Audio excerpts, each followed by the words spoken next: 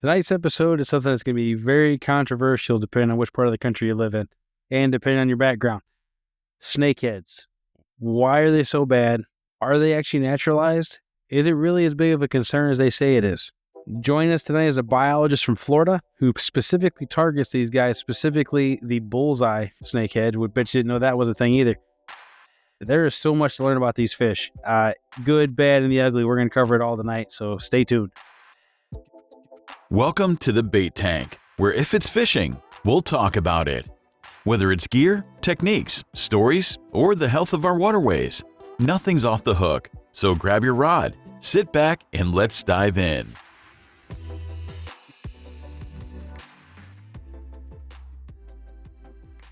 Hey, yo, welcome back to another episode of the Bait Tank podcast. Today, we're talking about snakeheads. For those who don't know, those are a supposedly highly invasive species that come from over in Asia.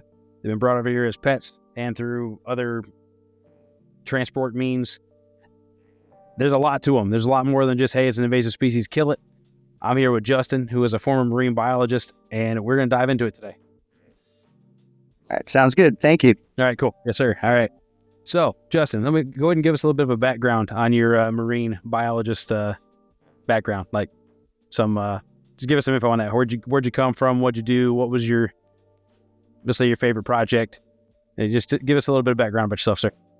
Yeah, so I got my degrees from the University of Miami and the Rosenstiel School, which is the grad school at the University of Miami for marine and atmospheric science. My favorite project definitely was satellite tagging swordfish out in the Straits of Florida and studying their behavior.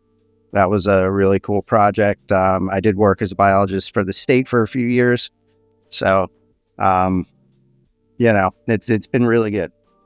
How does one get onto a tagging swordfish project? Because that one sounds awesome, because most people are lucky to catch one in their lifetime, seems like, especially if they're inland. But how did you get into that?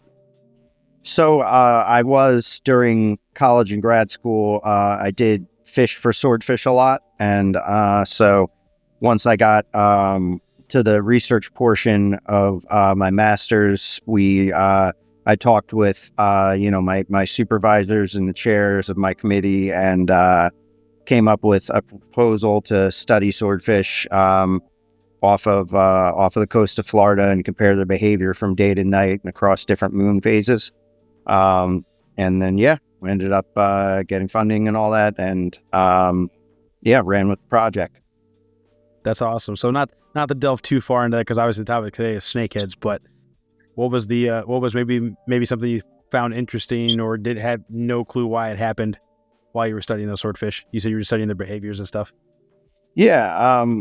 So there's a few different things. I mean, one of the really cool things, they swordfish go very deep during the day and they come up at night into relative surface waters. So during the day, they might be down 1,500, 2,000 plus feet. And then at night, they come up to the surface within about 300 feet.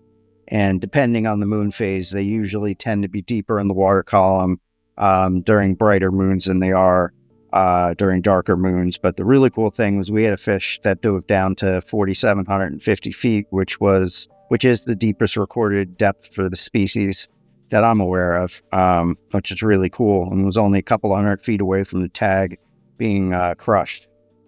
So I know there's several species of swordfish. Was there a particular one that you focus more on, or was it just kind of the general class? Because unless I'm wrong here, I'm under the impression that marlin and sailfish are all swordfish category.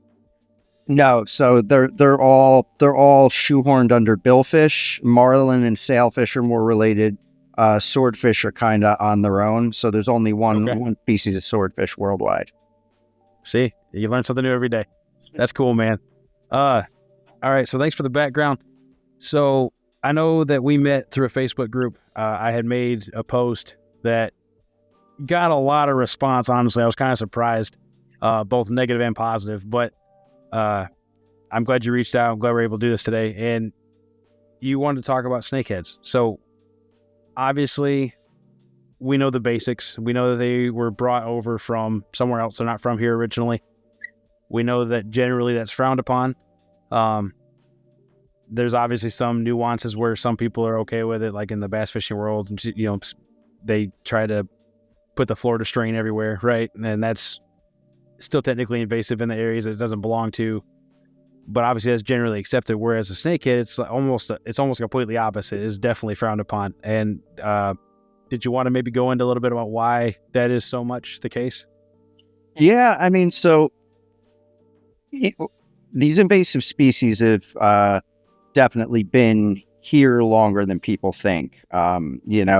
Snakeheads really started to pop up in South Florida around 2006-ish, but they'd probably been here for 10 years before that. They got a bad rap from the media. I mean, I remember being down here and people getting on the news and saying that, you had to watch your pets and your children because they're super aggressive and all this. And I mean, it's absolutely ludicrous. Especially with the bullseye species. So they kind of got a bad rap from that. And then, just everybody, first thinking that, they were going to harm bass populations or, that they were going to cause significant ecological damage and that, that it just became a thing to kill them and all that, even though the state, after a few years through their research, had determined that they're having no significant impact on native species. And basically the law down here is you can release them directly into the water body that you caught them. Or if you do, they don't want them being transported and spread to other places. So if you do transport it, it has to be dead and you can take them home. And they're actually good to eat. But, I've been told that. Most of these residential canals and ponds are fairly polluted, and I wouldn't want to eat anything out of there. But I mean, again, get back to what they were saying on the news about having to fear them. I mean, this is a fish that might, I think the world record is right around 15 pounds. Real big, they're pretty skinny. A real big one might be 40 inches long. It's not, big enough to swallow a human. No. Not a human, not a pet, not a rabbit, probably not a squirrel. And the other thing about them, if you do target them, is that they're very spooky. So if you walk up within 5 feet of one, they're gone. They spook. I have heard that usually the first couple you see is just the mud trail from when they took off. I have heard that because they are very camouflaged. You had mentioned that specifically we're dealing with the bullseye snakehead. I know there's a couple other ones. The main one that gets talked about a lot is the northern snakehead, which is primarily seen up on the East Coast, to my knowledge anyway. What's the difference between the bullseye and the northern? Is it just a subspecies thing? Is there a looks difference? I mean, is there any other major differences? Well, they both look different, and they're separate species. So there's a number of different species of snakeheads. One that gets really big, called a giant snakehead, that I think they can top 20, 30 pounds. They get really big. Wow. But yeah, I mean, the northern snakehead is a bit shorter and stockier, but they're from the northern areas of Russia and China, so they're very cold tolerant. The thing about the bullseyes down here is, like peacock bass, they really can't tolerate temperatures below 65 degrees Fahrenheit, which pretty much means that they're not going to be able to spread north from where they are. Sure. They're pretty well entrenched in one, in the South Florida area, but anywhere that's subject to cold freezes and things like that, they're just not going to survive. So due to that limitation, I know naturalized is another not necessarily biologically correct word, as made by that discussion on the same post that we met on. But with that being said, and it being tossed around as much as it is, I do like to use that word personally. Do you consider the bullseye snakehead to be naturalized, especially with the limitations on where they can live? I mean, so South Florida is a very unique place. Sure. And when we're talking South Florida, I'm talking like Palm Beach County south. So obviously, the state introduced peacock bass on their own decades ago, an attempt to, revitalize a sport fishery in the canals and to help control species of tilapia and cichlids that had been released. So, I mean, a large amount of the biomass down there is, and these are mostly, you're talking about ponds that are, ponds and lakes around, condos and in neighborhoods and these residential canals that are all artificially created waterways anyway. But a large number of the species down there are invasive themselves, and with cichlids and tilapia being one of the more prevalent, some of the more prevalent species, and they actually, they spread further north. They're decently cold tolerant. But snakeheads, yeah, I mean, they're here. They're not going anywhere. Same thing with the northern snakehead. I mean, once northern snakeheads are found throughout the Delaware and Potomac River basins, I mean, they're not going anywhere. They're there. Sure.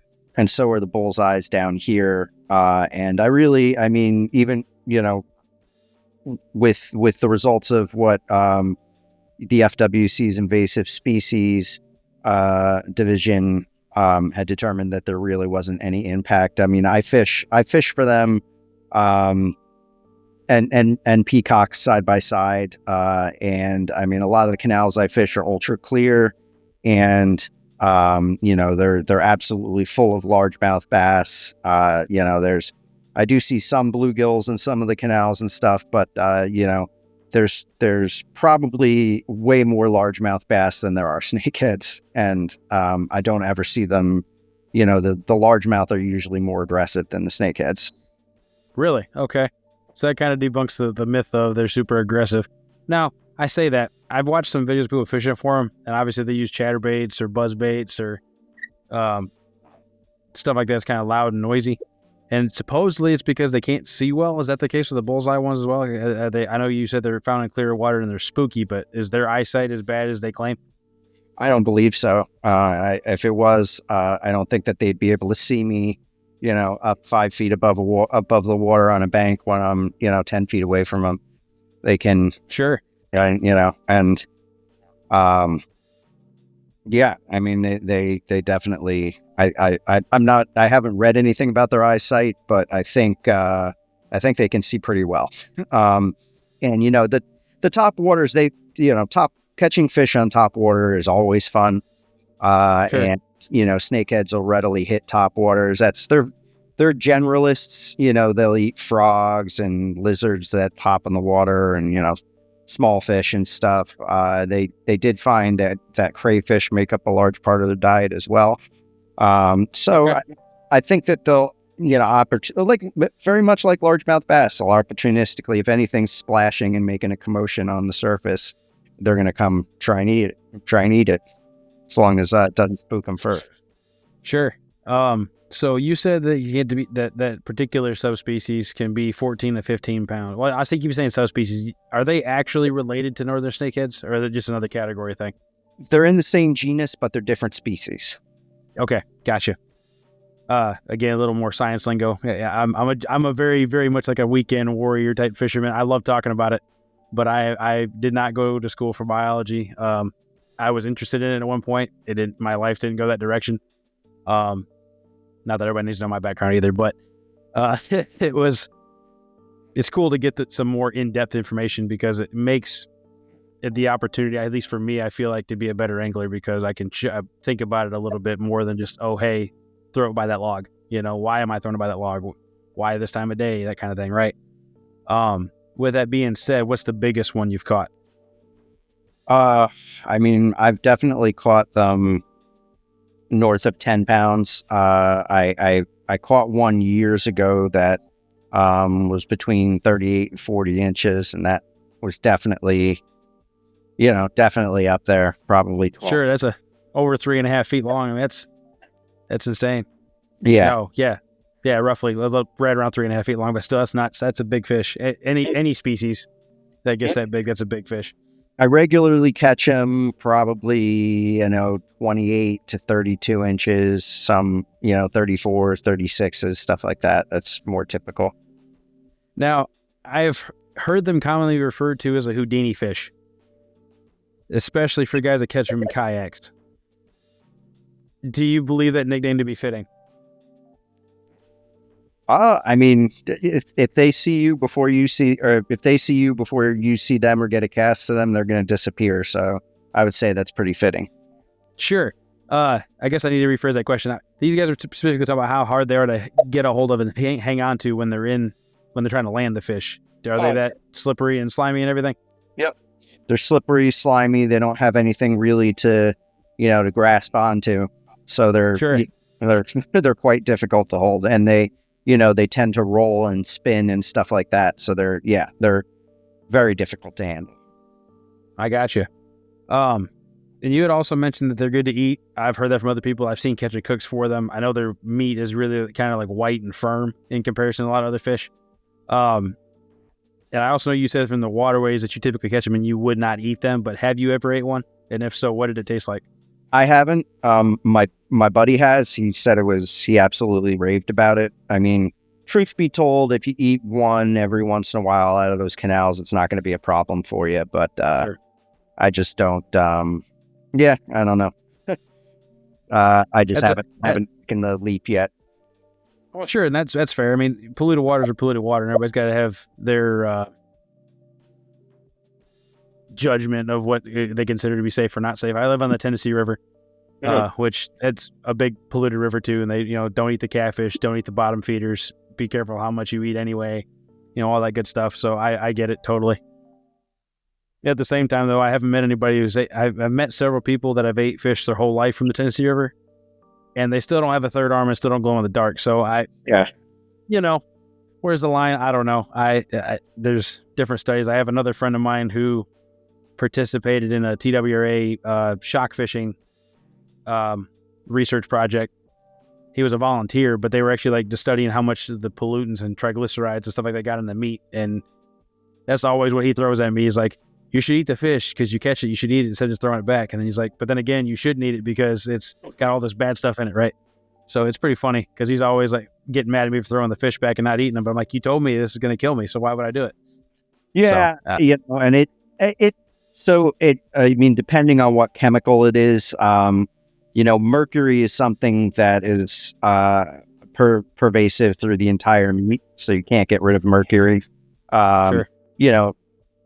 Fat soluble chemicals, PCBs, things like that. If you remove the belly, you should always remove the belly fat from species. That's where a lot of those chemicals can be. And if you have any concern, it's better to keep the smaller, obviously legal size, but the smaller end of things. That's what I always went with too. I mean, if you kept a 5-pound catfish, probably not a problem. You don't want to be eating the 50, 60 pounders. No, and if you think about it from, for me, I would argue a responsible angling perspective. Those fish are much older. It took much longer for them to get to the point they're at, and I hope my daughter can catch fish that big. So I'm more inclined to throw them back. Anyway, if I was keeping some, but I'm like you. The smaller ones, in my opinion, generally taste better because, like you said, they got less stuff in them. They haven't been. I call it marinating. They haven't been marinating in it as much. Yeah. But yeah, for sure. So with your biologist background, have you participated in any studies around the snakehead? No. So that's purely just all on your own. I went fishing for them. I like them. This is cool. Yeah. See what I can figure out. From years, I mean, I've fished for snakeheads down here. The first ones I caught were probably, almost 20 years ago. 18 years ago, something like that, 2006-ish. So, I've been 20 years already. Jeez. A long time. It is 2025. Yeah. Yeah. I've lived in Florida on and off, so wasn't continuously down here, but I when I have lived in South Florida, like I do now, I do target them frequently.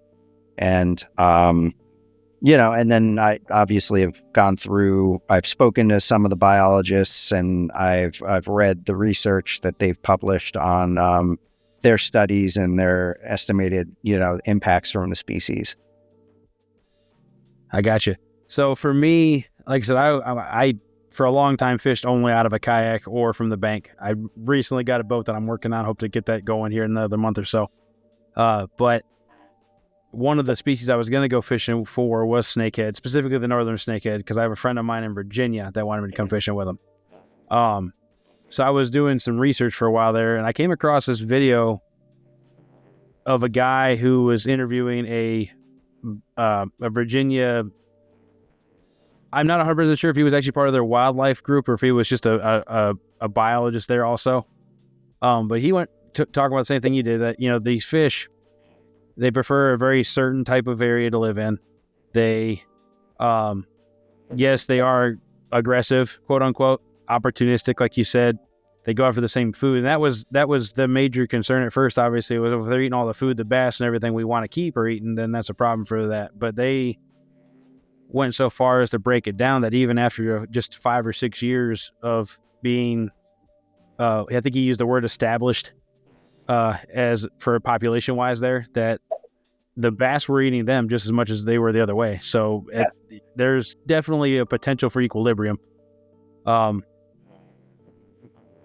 And I know there's some other states, and Maryland, I think, is one of them, where it's like you said before, it's in the past, it's kill on sight. No matter what, got to kill it, can't keep it alive, can't transport it, can't nothing.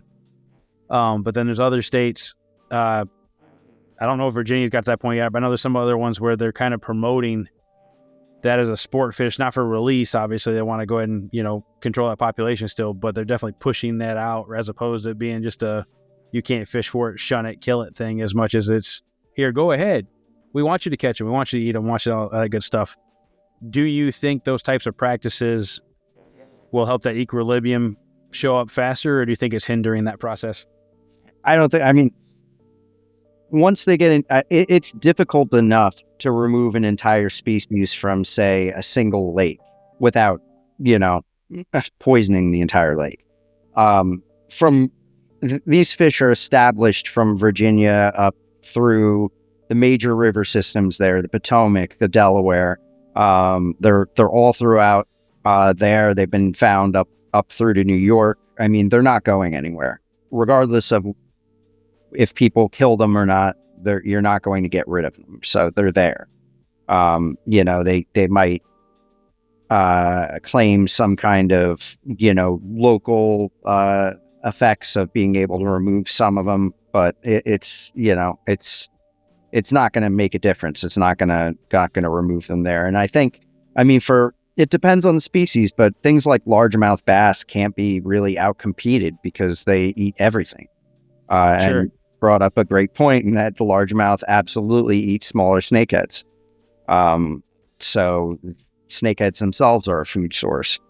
But yeah, I don't know. Like I said, the canals, the areas everywhere that I've fished that has had these bullseye snakeheads, has tons of other species. Largemouth bass being very common. Even seeing big shoals of largemouth fry, smaller largemouth bass. And even then, when talking from an aggression perspective, I sight fish the snakeheads a lot, and there's been more occasions that I can count that I casted at a snakehead, and before it could actually strike the lure, a bass would swoop in and steal it from it. So, sure. I know that my dad, he got a chance to go down to fish floor, and he was out there chasing just whatever they could get. They went after peacock bass. Obviously, they were catching the cichlids, like you said. Is the cichlid problem worse than the snakehead problem, in your opinion? Oh yeah, the cichlid. So one of the things with an invasive species is how far can it actually spread. The thing about these snakeheads, like I said, is they're bound by temperature. I don't think they can really tolerate much salinity. So they're really not going to spread much further north than Palm Beach County. There's some people that have said they've seen them a little at the areas a little bit further north, up around, Port St. Lucie or Fort Pierce, but those are few and far between. And I would think that those are probably fish that are transplanted by somebody and that survive until you get a cold winter. But Sure. it's mainly like Broward County and Southern Palm Beach County where you find them. So they're not going anywhere. The cichlids and the tilapia are more cold tolerant. They're more salt tolerant. So they spread they have the ability to spread further north. You could also look at it that they're, a food source for largemouth and other species, but they probably have other impacts, on like smaller panfish and things like that. Sure, because they're probably fighting for exactly the same spots for breeding grounds and everything too, I would think, since they're all similar size fish. Now, the snakeheads all are from, like you said, Russia, China, Asia, basically, right? Whereas most of those cichlids, correct me if I'm wrong, those are mostly from South America. Yes. Yeah. So yes. The snakehead genus is pretty much entirely from Asia and Russia. A lot of the cichlids are from South and Central America, but there's also tilapia species that are from Africa. There's probably other cichlid species that are from Africa. I mean, there's more species than people know. If you went out and went, what they call microfishing and fished for real tiny stuff around the sides, there's just a ton of different species that are invasive down there. I mean, it's a large portion of the biomass in those canals is all invasive species. Now, you use the word biomass a lot tonight. For those who don't have the scientific background, do you kind of want to explain what biomass does and how it relates into invasive versus native fishing, or fish health, rather? Well, it doesn't. So biomass is just basically talking about the entire amount of the entire species assemblage in there. So all the different species that live in a particular area. So I'm just talking about, if you looked at all the different species in these canals, the majority of them are probably invasive. I got you. Okay. You have largemouth bass, and like I said, there's some areas that I still see a lot of bluegills. But in the South Florida canals, you might have some bowfin in some areas. But besides that, there's not a whole lot of other native species down there. Now, you touched on the bowfin. Obviously, we're talking about snakeheads, but how often have you seen on Facebook somebody post, "Oh, hey, I caught this snakehead," and it was actually a bowfin, and vice versa? Frequently. I mean, it's become less and less, but it was very frequent. I mean, so bowfin and snakeheads are very similar species. They evolved through what's called convergent evolution, which means that they're not related, but they evolved independently of each other to the same type of habitat. So both bowfin and snakeheads like that kind of stagnant, swampy water. Okay. And snakeheads can also, like bowfin, tarpon, can gulp air and absorb it through their swim bladder, so they can live in water and places with less oxygen than, say, a largemouth could. But bowfin and snakeheads are pretty much a very similar species, very similar to each other. Now, just to verify, the bowfin are actually native to North America, right? Okay. Yeah. Versus the snakehead, which is definitely invasive, transplanted. Yeah. I'm not sure invasive, like you said. I'm not even sure, like, at least in the case of the spotted snakehead, or bullseye snakehead, sorry. Invasive may not even be the right word anymore, because it could be they're just naturalized entirely. Now, again, I know that it's a frowned upon word with some people. And for those out there, I'm sorry. But from the fishing perspective, fishing world, naturalized is definitely a word. Yeah. And it's one that commonly gets tossed around. And honestly, if you think about any kind of stocked sport fish, like brown trout, naturalized, but technically invasive at some point. Largemouth bass, the Florida strain, getting stocked up north, that means it was invasive because it wasn't from there originally. Stuff like that. It's not... Invasive has a bad... vibe around it, really. But really, you break it down, and it's a lot more broad of a category than you would imagine. At least from what I've read and understood. Yeah, and especially in freshwater fisheries. I mean, I'm from New Jersey originally, and the native species that we have up there, major game fish species, are, again, few and far between. So largemouth and smallmouth bass are not even technically native to New Jersey. We have muskies and pike and walleye. Those are all non-native, and they're all stocked. So it's interesting that they, so flathead catfish have got into the Delaware River a while back, and they're considered invasive. And the policy was to kill them as soon as you caught them. But the interesting thing is that year after year after year, they stock, probably at least 10 species of fish that are not native to the area for sport fishing opportunities. And it's like, well, here's another sport fishing opportunity. But, Sure. You have... Now, do you... Go ahead, I'm sorry. Oh, yeah. So, I mean, if you go to New Jersey, I mean, if you fish for larger smallmouth bass, walleye, rainbow trout, brown trout, muskies, northern pike, landlocked Atlantic salmon, those are all invasive, or those are all non-native to the area. So invasive is technically, that they've kind of established themselves and they have some detrimental effect, even though invasive is used even when there isn't concrete evidence of a detrimental effect. But that's what invasive, the connotation that comes along with using that word. But like I said, I mean, we have, and a lot of those stocked species that I just mentioned have naturally occurring populations in the state, and are naturally reproducing. But, it's almost like choosing one non-native species over another. Sure. Now, obviously, that particular issue, if you will, is based off sport fishing money coming into the state.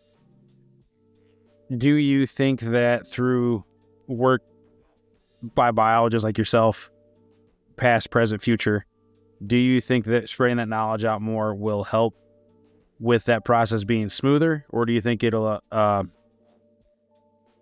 don't know, do you think it'll be positive or negative, I guess, on the outcome of what is defined as acceptable in terms of stocking versus naturally occurring and all that good stuff? Yeah, I mean, so, nobody should go out of their way to, put a species in. There have been people in South Florida that have stocked aquarium species and, a number of other species to go back and catch them. And it's, you don't want to be doing that. But, once they're here and established, I mean, the snakehead's established. And I think that the more and more people, there's a big difference in the perception of them now than there was back in the mid 2000s. I mean, back then, lots of people were killing them. Now, I think some people keep them to eat, which, again, if you're going to keep a fish to eat and it's legal to do so, I can't fault you for that. That's, I don't like to see things killed and wasted for no reason. But Right. think that I think that, well, for certain, the bullseye snakehead has a loyal following and is a highly prized species and highly targeted down here. And I think the majority of the people nowadays choose to release them rather than keep them. Sure. Now, with that being the case, you said there's a large following. Is there like clubs down there that do specifically that, or is there like a tournament series that's just for those, or how far has that come along?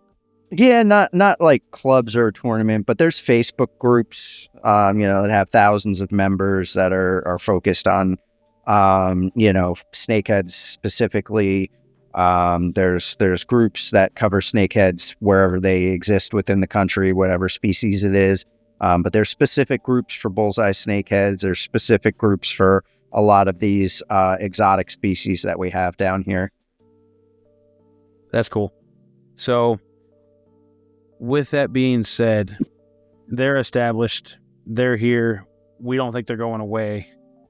do you think that over time the state will kind of, well, I say the state, I mean the states that have the issues with it, are they going to back off, you think? Or do you think they'll still push the issue? And if so, for how long? It's hard to say. I mean, some of them I think will still push the issue just because they think that's the right thing to do. And, you know, I mean, there's, it's not something that's entirely able to be regulated very easily, because you'd have to be standing with somebody when they release a fish, or, you know, Sure. I don't know that anybody has really been cited for that. And the key again is, you know, what Florida does, it's perfect. If you catch it in a water body and you want to release it right back into that water body, great. Just do not transport it somewhere else. That's perfectly fine. Or do not transport it alive somewhere else. But I mean, I think the states are ultimately going to have to kind of back off on it a bit. You know, a lot of them though do really push for, you know, for native species. And it's different up north than it is down here, where, like, you know, you have a lot of invasive species and you have a unique situation down here where you have a similar climate to the tropical regions that a lot of those fish inhabit. Sure. But yeah, I mean, it's hard to say. I mean, I think a lot of them will just continue on with the hard line of, like, hey, if it's an invasive, if they deem it an invasive species, you should kill it. But I mean, I don't, you know, most people that I know that target the northern snakeheads up north, people that target flathead catfish, things like that, they don't keep them. Few guys do. I got you.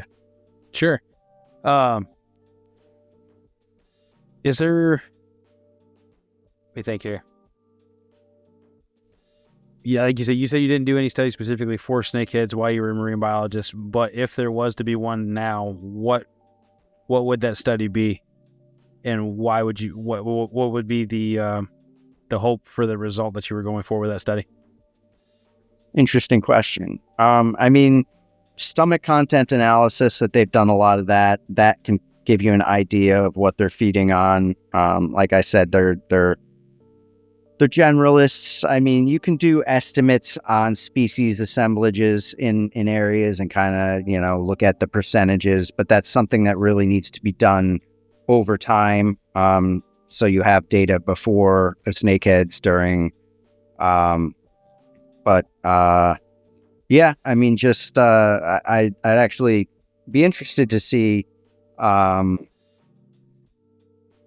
you know, their tolerance for salt water, things like that. But I don't know. It's a good question and something I'd probably really have to think about. Well, I probably should have asked that question before and just think about it. But yeah, it was just curious. You know, I just didn't, because you seemed so enthusiastic, which you've proven to be the case, so enthusiastic about this species. I was just curious if there was something you didn't know that you wanted to know. Which, I mean, the salinity tolerance definitely was something, because that would, like you said, affect their potential to expand more on where they're at. So, Yeah. like we said, I don't think, I'm with you. I don't think they're going to go anywhere much crazier than they currently are.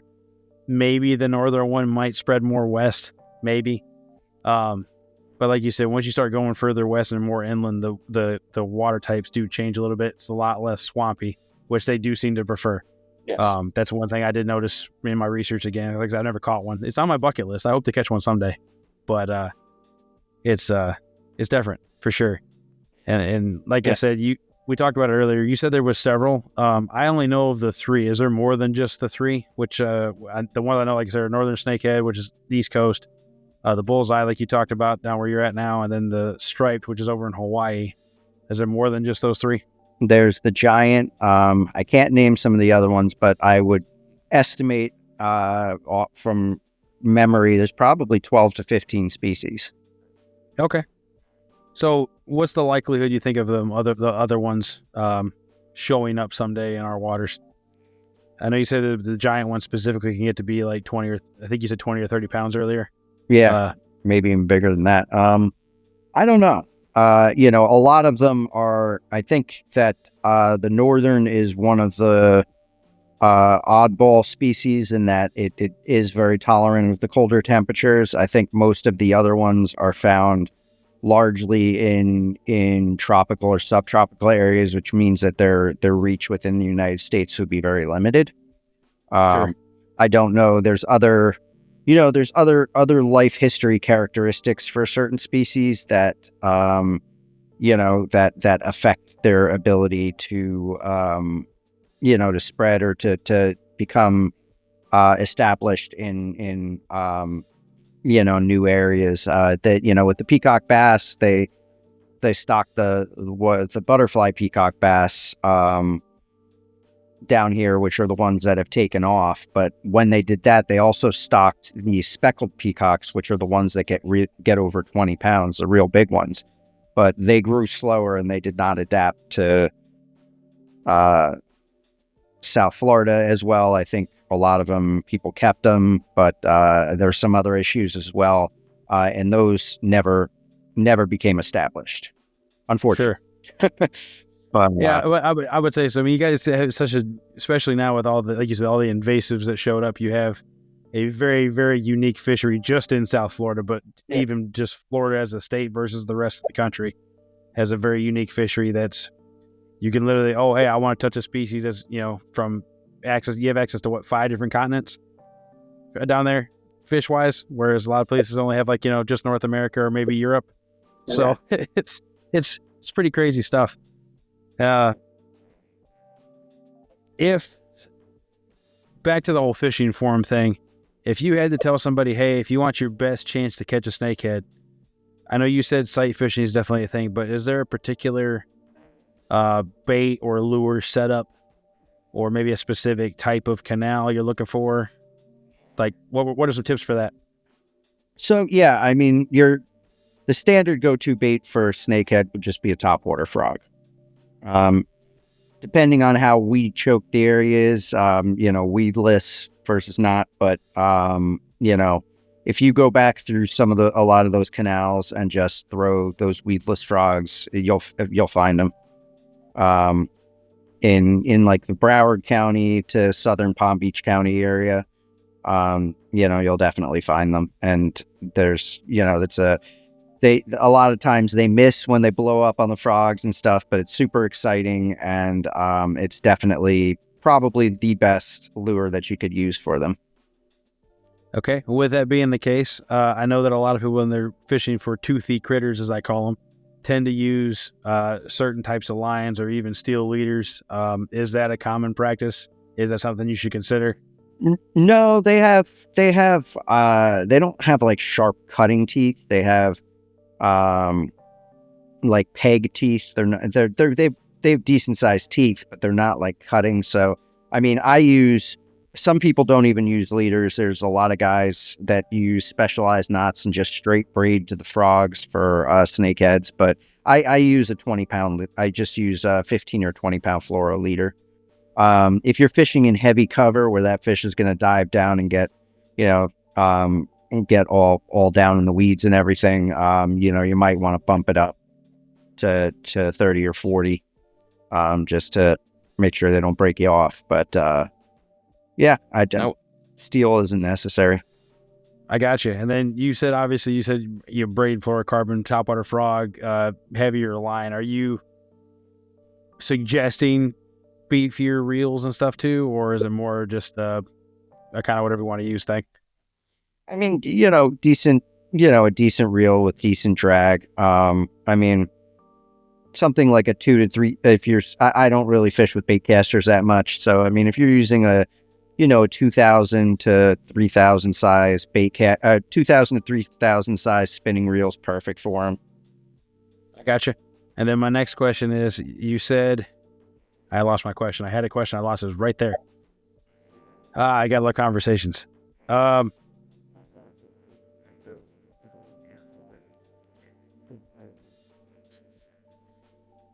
don't remember what the question was. You said your biggest one was like 38 inches, something like that. Yeah, I'm guessing you didn't weigh that fish, but you were guessing that was 15-ish pounds probably. Not that big. I'd say probably a solid 12. Oh, so they really are really, really skinny then.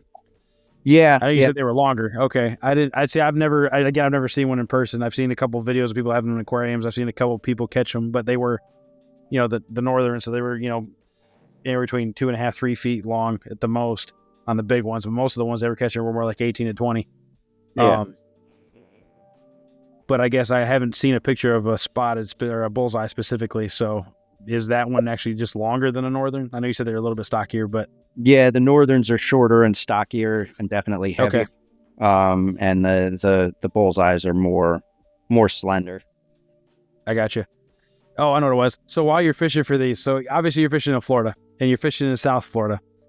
Everybody knows there's gators everywhere down there, right? How many instances have you been fishing for a snakehead and it's a surprise there's an alligator? I could probably count it on one hand, honestly. Oh, really? Okay, I would have expected a lot more than that. You would. So you start to see the further west you go out towards the Everglades, you see more and more gators out that way. I mean, a lot of the smaller residential canals and lakes that I fish, I don't see them very often. Every once in a while, but in terms of gators, the only ones you have to be afraid of are if people in the neighborhood are feeding them. Sure. But That doesn't happen. There's no way that happens. People don't do that. No. but yeah, I don't see them very often at all. That's cool. So I guess I'm not familiar with if I don't know, say Florida's your hand, right? Obviously it's not a very good depiction. Like say it's something like this. Is Palm County more to the Atlantic side or the Pacific side of the state? Palm Beach. Not Pacific, sorry. I'm at Gulf of Mexico. Wow, my geography skills are garbage right now. Sorry. Because you said if you go west, you see more gators. Are you more on the eastern side of the state? Yeah, I mean, when I'm talking about west, I mean just towards the middle, so the western side. So these are all, I'm fishing all, east coast areas. I'm just talking about further west within those counties. As you get towards the center of the state, in the Everglades, that's where you tend to see more of the alligators. Sure, I got you. And then back to the fishing forum thing, you had mentioned the cover and stuff. Do they prefer, I know obviously all the canals are weedy, I've seen that, but do they prefer rocks? Do they prefer trees? Is there a specific thing you've noticed that you see more around? So I think they, because it depends on the canals. I just think they like any type of cover. I mean, they'll bury themselves into weeds, but, also any types of trees in the water, overhanging trees, undercut banks, things like that. They'll take advantage of any structure that's available. So just like a bass, like you said before. Yeah. That's cool. In Florida specifically, I'm assuming not, but is there like a special permit or license you got to have in order to fish for those kind of fish? Not any of those exotics? like you just have to have a freshwater fishing license. That's cool. I want to say it's nice of them not to take advantage of that because obviously I know there's a good portion of people that go specifically fishing for those, and they probably could. I'm glad they don't though, because it definitely would be annoying. I already know you have to have a special permit for. If I remember correctly, you have to have a special permit for tarpon to be able to lift one out of the water. Or actually, no, I'm sorry. You have to have a special permit to fish for tarpon. You're not allowed to take them out of the water if they're above a certain size. And then some other stuff too. Last time I went fishing in Florida, because I fished there twice, and that's it. But no, so tarpon. I mean, you could fit. You have to get a snook stamp to keep snook. Tarpon. no, but I was thinking of. Yeah, so tarpon, I mean, you can catch and release all of those species without anything special. Tarpon, because of their importance as a game fish, you're only allowed to get a tag if you're in pursuit of an IGFA world record. You can take them out of the water for pictures as long as they're like 40 inches or smaller. Okay, I got you. But you're not allowed to kill them for any reason unless you get that tag and you're in pursuit of a world record. Just because they bring hundreds of millions of dollars into the state and they're just a very important sport fish. I was not aware there was that much money into that, but I could see it. Oh, easy. Yeah. Now, I guess branching off a little bit down the tarpon subject, now that just because you sparked my curiosity with it, what is the IGFA world record for a tarpon? Oh man, that's a good question. It's close to 300 pounds. That's nuts. And correct me if I'm wrong, those fish are almost all like bone and muscle, right? There's not really like a lot of fat on them, correct? No, they're a great species. They're one that I target very frequently. They're available through a lot of the state. They'll hit a wide variety of artificial lures and baits. They fight hard. You don't need, you don't need an expensive boat or anything to target them. I catch them from land or from kayak all the time. Now, do they tolerate brackish water? Yes. So tarpon Okay. and snook can tolerate fresh water. The canals. So most of the canal system throughout Florida is flood control, and they have gates that they open if it rains and gets rid of the water. Some of these flood control canals, I mean, there are snook all the way up and tarpon all the way up to Lake Okeechobee, Okay. or west. And that's one of the cool things about fishing any of these canals is you never know. I've been fishing out west in tiny small canals for peacock bass and ended up catching tarpon. You never know where they're going to pop up. That's pretty crazy. Yeah, because both tarpon and snook can live in entirely fresh water as well. Again, I didn't know that. That's good to know. Leaning back towards more to the snakehead. So I asked the question about the tarpon being bony and muscle. Are snakeheads, is their jaw really bony too? I know they have, like you said, they have teeth, but is it more of a soft jaw or is it more of a hard jaw?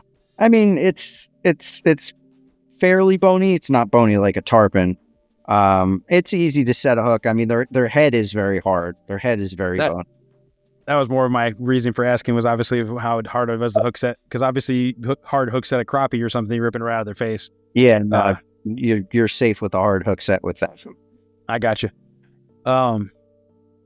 And obviously you said your favorite way is with a frog, but you did say that one of the primary foods they eat are crayfish. Is that another common technique to catch them on, even if it's on accidents, with jigs? Oh yeah, I mean they'll get them on jigs. I've caught them on chatterbaits. They'll eat spinner baits. They'll eat a wide variety of lures. I got you. And then, from your background perspective, should more people fish for snakehead? I mean, it depends. Everybody's got their own preferences, but they're exciting to catch. They hit hard. They fight hard. They fight a lot harder than the bass. I think they're a lot of fun. So, I don't see why people wouldn't. I would think I've only ever landed one bowfin, and it was pretty good. I think it was 7 pounds. It was a good size one, but I would imagine they fight very similar. Yeah. Like you said, they're fairly similarly shaped. They prefer some of the same areas. But I would that doesn't surprise me they fight harder than largemouth bass, especially because you're comparing to a Florida strain largemouth. Let's be honest, I know you know this too, but just talking to everybody out in the crowd here, the northern strain versus the Florida strain. The Florida strain generally is not as aggressive as the northern strain, but the Florida strain just gets bigger. So I could see it definitely. Since the Florida strain is more prominent, I assume in Florida than the northern strain, that would definitely be a very easy comparison for fighting harder. Yeah. With that being said, is there anything else that you want to add about snakeheads, or specifically the bullseye snakehead, that maybe we haven't covered? No, I think we covered pretty much all of it. Awesome. With that being said, I do want to thank you for being on the show today. A lot of information out there. If somebody wanted to get more information about snakeheads in general, or even specifically the bullseye snakehead, is there a certain group on Facebook or a certain, or even just like a certain organization or something that they should probably get a hold of? Trying to remember. I know South Florida Bullseye Snakehead is a Facebook group on that pretty much just exclusively targets snakeheads. I'm trying to think of the other. There's if you go on to Facebook and into the search bar, you just type snakeheads, a bunch of groups will pop up. Florida itself, if you're coming to Florida, the FWC website has quite a bit of information. So numerous sources, but I'd start looking for the Facebook groups, and that's where people that are local to those areas are posting, and, you can get information that way. I got you. Well, again, I appreciate you being on the show tonight. Again, it was nice to meet you. Glad we got to connect on that Facebook group. Maybe another day we can get you on the show again. But until next time, is there anything else that you want to add about maybe invasive species or anything else on top of that? I know we talk about snakeheads mostly, but is there anything else that maybe needs to be brought up or said in your opinion? No, I think we covered it all, and I really appreciate you having me on. All right. Well, Justin, thank you, sir. I appreciate it very much, and look forward to working with you again sometime. Sounds great. Take care. You too. All right, guys, you heard it from Justin talk about snakeheads tonight. Again, I appreciate him being on tonight. It was a very pleasant conversation. Learned a lot, especially about the bullseye snakehead. Definitely consider checking them out at some point. Or if you want to get on the discussion, if you're watching on YouTube, leave a comment below. If you're watching any of the podcast forums, feel free to hit us up, leave a message. More than happy to talk to you guys about it. More than happy to get you more information about it. If you like today's show and you want to get into it a little more, you can always check us out on Patreon. It's The Bait Tank, just like it's spelled everywhere else. And if you ever need to get a hold of us, you can always message us at thebaittank@yahoo.com. Appreciate you guys tuning in. And remember, if it's fishing, we'll talk about it. See y'all next time.